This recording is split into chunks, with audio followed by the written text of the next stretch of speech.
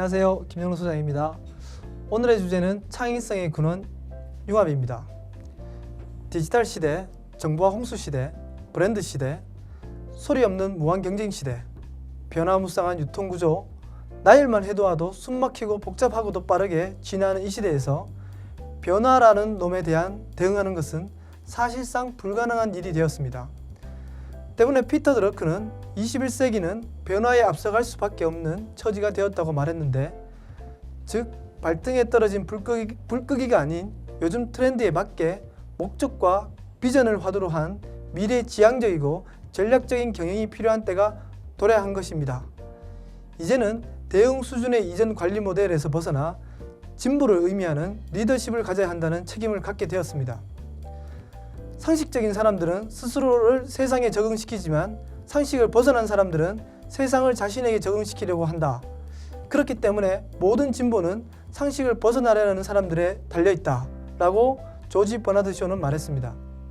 저는 두 가지 물음이 생깁니다. 나는 전자인가 후자인가?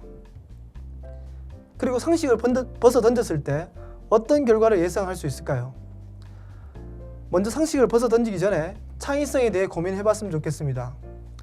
요즘 창조경영, 창의력 개발, 아이디어 시대 등등 융합 CEO들은 창의성의 사활을 걸고 있습니다. 위기 극복의 좋은 사례로 창의성으로 성공한 한 기업이 있습니다. 바로 어린이든 어른이든 온 가족이 즐기는 닌텐도입니다.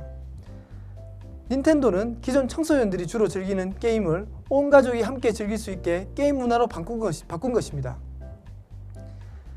닌텐도는 120년 역사 속에 묻혀 있었던 기업이 이제는 진화하는 모습을 보여주는 닌텐도가 되고 있습니다. 닌텐도는 인재를 채용할 때 학력보다는 게임 매니아를 우선시 채용하여 그들로 인해 특별한 아이디어를 얻어 게임으로 상용화하였으며, 닌텐도는 하늘에 맡겨라 라는 뜻으로 120년 전 화투로 시작했다고 합니다. 현재 닌텐도 CEO 이와타 사토루가 새 장을 열면서 2004년 닌텐도 DS와 2006년 가족형 게임기 닌텐도 위가 발매되어 2008년에는 일본 게임 시장 60% 이상을 점유하고 있다고 합니다. 2008년 회계연도 결산액 매출액 1조 8천억 엔으로 닌텐도가 지난 120년 동안 성장해온 매출액을 3년 만에 3배 성장하게 되었는데, 그렇다면 닌텐도 기업이 우리에게 주는 교훈은 무엇이겠습니까? 그것은 세 가지 융합 요소가 필요합니다. 첫째, 창의성 개발. 둘째, 제품의 스토리를 담다. 셋째, 끊임없는 진화입니다. 우리는 개인과 조직을 읽어가면서 성공을 꿈꾸는 자라면 반드시 지금 이 시대에는 창의성 개발을 위해 기존 상식을 벗어던지고 차별화된 아이디어를 발굴해내야 합니다. 그것이 곧 생존 경쟁력이 아닌가 싶습니다. 창의성은 절대 그냥 개발되는 것이 아니며 끊임없이 노력하고 깊이 있게 들어갔을 때 머릿속에 빅뱅이 일어나면서 창의적인 아이디어가 나오게 된다는 것입니다. 페이스북, 아이폰, 아이패드 등 모든 융합 CEO의 자질인 다양한 학문을 섭렵했기 때문에 세상을 뒤흔드는 아이디어가 나오는 것이죠. 흔히 하는 말이지만 세상에는 공짜가 없다고 했는데, 예전에 SBS TV 아이디어 하우머치라는 프로그램에서 유아용 비데를 아이디어 상품으로 내걸어서 150억이라는 경이적인 금액에 낙찰된 적이 있습니다.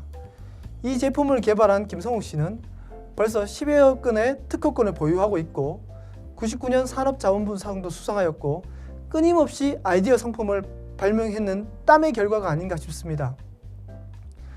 TV 사상 금액이 너무 올라가서 방송이 잠시 중단되는 사태까지 벌어지는 이 사건은 보는 시청자들도 흥분을 감추지 못했다고 합니다.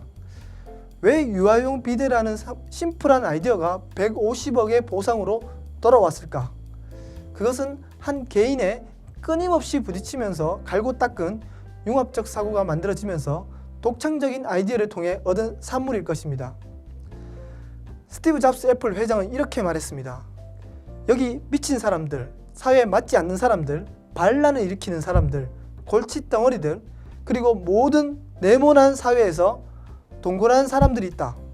이들은 한마디로 말해서 사물을 다르게 보는 사람들, 즉 사회가 정한 규칙을 좋아하지 않는 사람들이다. 여러분들은 이러한 사람들을 비방하고 무시하고 헐뜯을 수 있을 것입니다. 왜냐하면 변화를 일으키는 사람들은 바로 그들이기 때문입니다.